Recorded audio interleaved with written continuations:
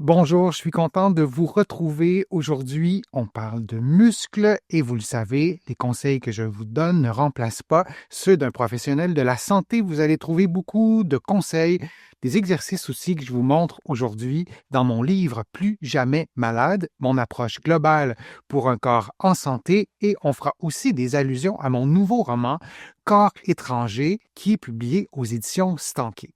On peut moins bouger parce qu'on passe nos journées en position assise, parce qu'on travaille devant un bureau, qu'on est assis le soir pour d'autres raisons, qu'on utilise notre voiture parce qu'on fait beaucoup de transport au travail, on habite loin de notre travail, on a beaucoup de muscles et c'est vrai aux membres inférieurs particulièrement qui font bouger deux articulations. Ici, on passe aux muscles du mollet.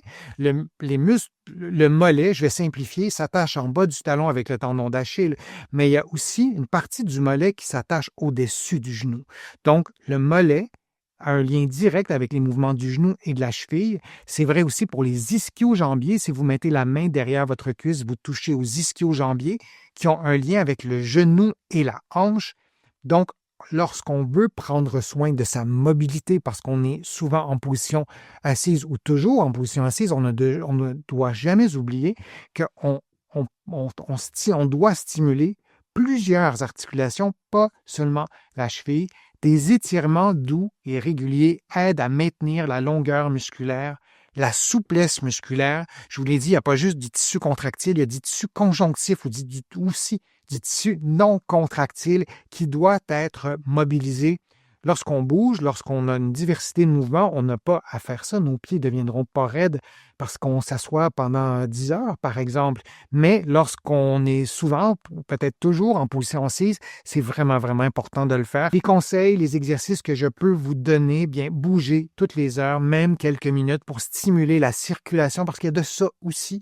La circulation sanguine, elle est moins efficace lorsqu'on est immobile. Éviter.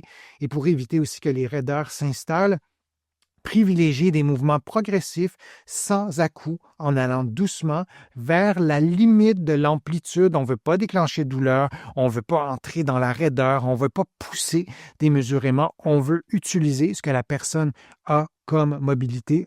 En l'occurrence, que vous avez comme mobilité. Je vous montre des exercices.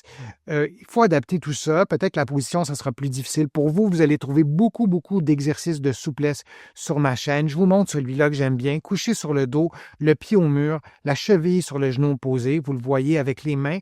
Vous dirigez votre genou vers l'épaule opposée doucement. Vous pouvez faire l'exercice un peu plus lentement que ce que je vous montre en ce moment. Je vous les montre en rafale. Vous allez les trouver détaillés dans les exercices de souplesse sur ma chaîne.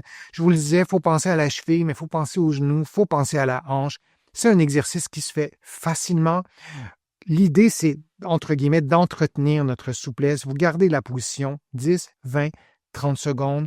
Vous respirez librement. Vous faites toujours les deux côtés.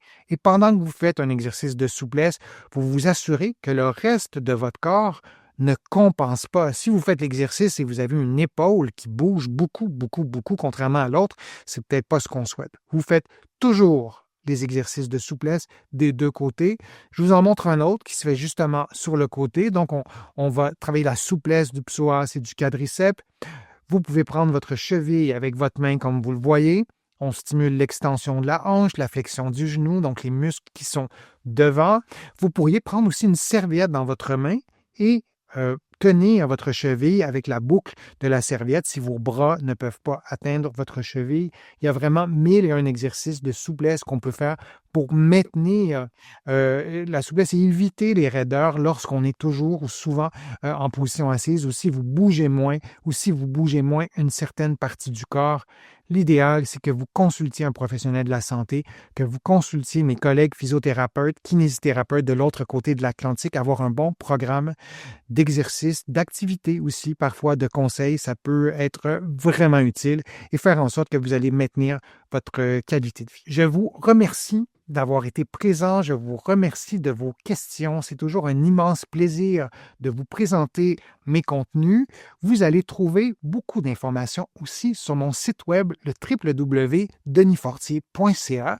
Vous pouvez vous abonner gratuitement à l'infolettre Aussi, il y a l'infolettre hebdomadaire, il y a des infolettres aussi thématiques. Vous allez trouver beaucoup d'informations dans mes livres, notamment mon livre Plus jamais malade, mon approche globale pour un corps en santé. J'ai écrit d'autres livres en plus que de mon roman Corps étranger, des livres sur les douleurs au dos, sur le vieillissement, sur la marche. Je vous invite à aller consulter et ça me fait toujours plaisir de lire vos commentaires de lecture, vos questions aussi et j'essaie de répondre à un maximum de questions sur ma chaîne ici dans les commentaires et parfois en direct lors de mes vidéos. Donc merci beaucoup, merci pour vos contributions aussi. Vous le savez, sans elles, je ne pourrais pas continuer à vous offrir autant de nouveaux contenus. Je suis Denis Fortier, je vous dis à une prochaine fois, à une prochaine vidéo. À bientôt.